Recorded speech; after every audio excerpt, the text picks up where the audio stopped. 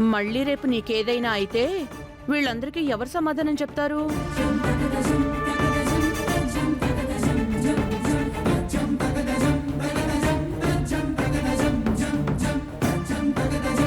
ఈవిడ ఇంతగా చెప్తుందంటే ఇదేదో కావాలని జరిగినట్టుగా ఉంది. అంటే విడాకులు రాకపోతే శ్రావ్య పరిస్థితి ఇంకా ఎంత దారుణంగా ఉంటుందో. అయ్యో, ఈవిడ జరిగింది చెప్తుందా లేక వార్నింగ్ ఇస్తుందా? రేపు దేవుడు నీ మొర ఆలకిస్తాడో లేదో చూడాలి.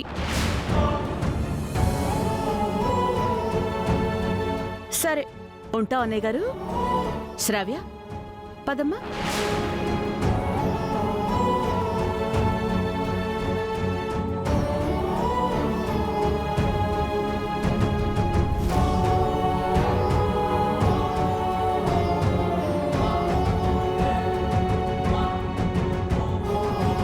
ఈ ఇంటి క్షేమం కోసం శ్రావ్య ఏం చేసిందో విన్నారు కదా? రేపు కోర్టులో ఒళ్ళు దగ్గర పెట్టుకుని ప్రవర్తించండి.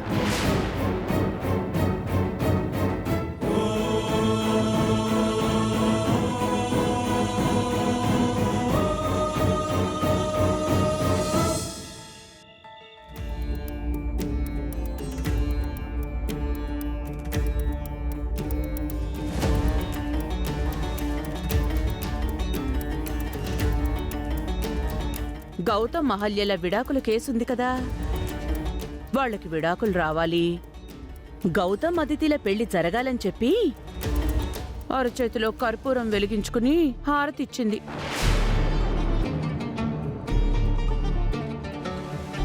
రేపు విడాకులు రాకపోతే నువ్వింకెలాంటి పిచ్చి పనులు చేస్తావో అని నాకు చాలా భయంగా ఉందమ్మా.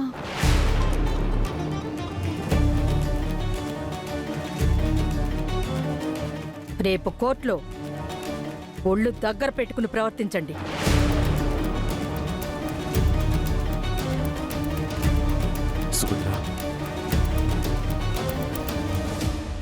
ఏంటండి?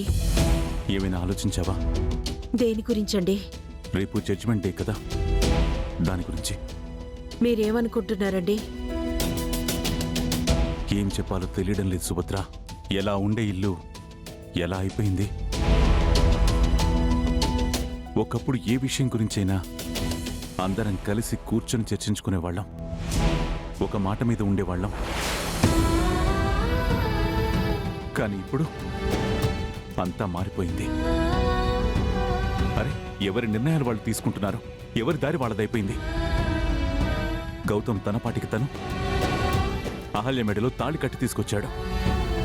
గౌతమ్ని పెళ్లి చేసుకుంటానని అదితి పంతం పట్టి కూర్చుంది.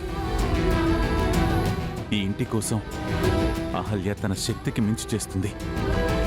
అటు శ్రావ్య అత్తారింట్లో కష్టాలు పడుతూ పుట్టింటి గురించి ఆలోచిస్తుంది. యామిని ఏకంగా బెదిరించేస్తుంది.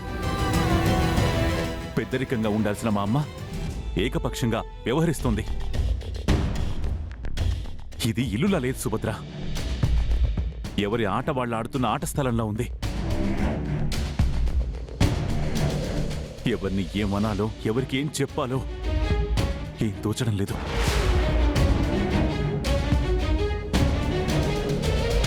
మీరు బాధపడకండి. మీరే ఇలా అంటే ఇంకెలా అండి? నా చేతుల్లో మాత్రం ఏముంది చెప్పు.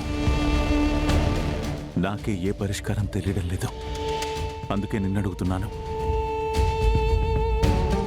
దేశం బయట యుద్ధం చేసిన వాడిని మనసు లోపల యుద్ధం చేయలేకపోతున్నాను. శత్రువుని ఎదిరించిన వాడిని బంధువులతో పోరాడలేకపోతున్నాను. ఆయుధాలతో చేసే యుద్ధానికి ఎక్కడో ఒక చోట అంతం ఉంటుంది సుభద్ర. కానీ ఎమోషన్స్తో చేసే యుద్ధానికి విరామం ఎప్పుడో తెలియడం లేదు. బాధపడకండి. పరిష్కారం లేని సమస్య, సమాధానం లేని ప్రశ్న ఎక్కడా ఉండవు. ఓపిగ్గా ఎదురు చూడాలి. ఎన్నాళ్ళు సుభద్ర? దీనికి ఎవరు పరిష్కారం చూపిస్తారు? ఎవరు సమాధానం చెప్తారు? ఎవరిని అడగాలో చెప్పు, అడుగుతాను. మీరు కాదు, నేనే అడుగుతాను.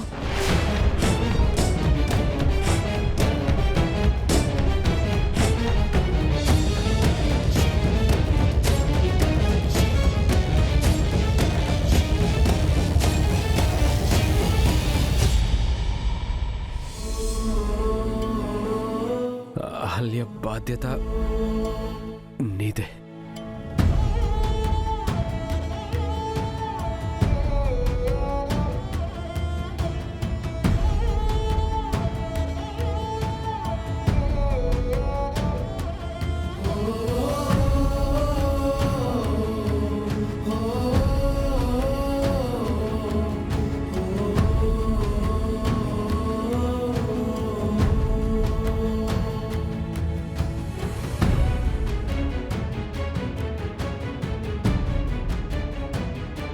నువ్వే ఏదో చేసుంటావు. చెప్పు, ఏం చేసావు? ఏం చేసావు? చెప్పు, ఏం చేసావు? నా గౌతమ్ని ఏం మాయ చేసావు? చెప్పు.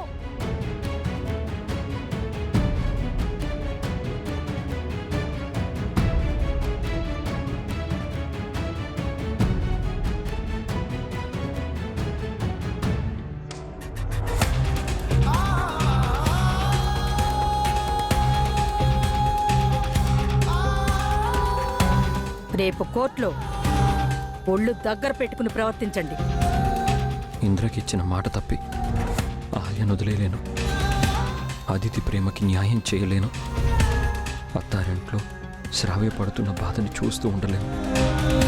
అమ్మ మౌనానికి, నాన్న చూపులకి, నాన్నమ్మ మాటలకి సమాధానం చెప్పలేను. నా పరిస్థితి ఎవ్వరికీ రాకూడదు.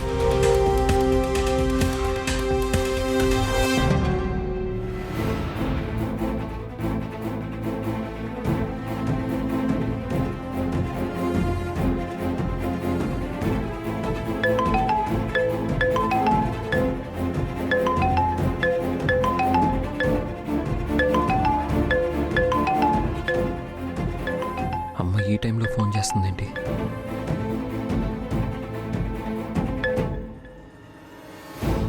అమ్మా, ఎలా ఉన్నావు? భోజనం చేసావా? లేదురా, ఇంట్లో పరిస్థితులేం బాలేవు. ఏమైందమ్మా? రేపు కోర్టులో గౌతమ్ అహల్యల విడాకుల కేసుంది. ఎలాంటి తీర్పు వస్తుందో, ఎవరి జీవితాలు తారుమారవుతాయో అర్థం కావడం లేదు. మాకేం తోచడం లేదురా. నువ్వే ఏదైనా పరిష్కారం చెప్తావేమోనని ఫోన్ చేశాను.